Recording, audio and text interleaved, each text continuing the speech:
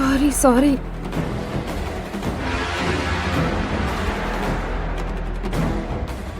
అత్తయ్య, ఇదిగోండి ఇలా చిటి.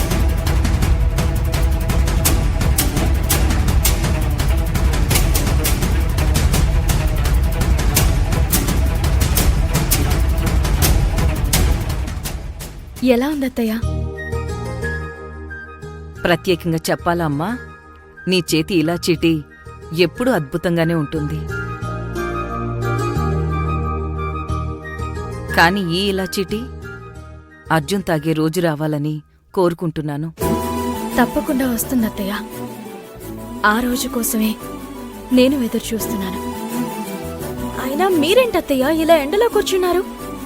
రోజూ కాసేపు ఎండలో కూర్చోవడం మంచిదని యమజ చెప్పింది. అందుకే ఇక్కడ కూర్చున్నానమ్మా.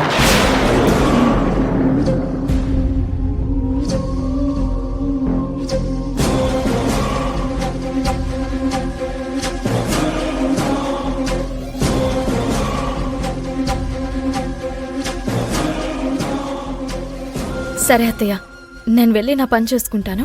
సరే.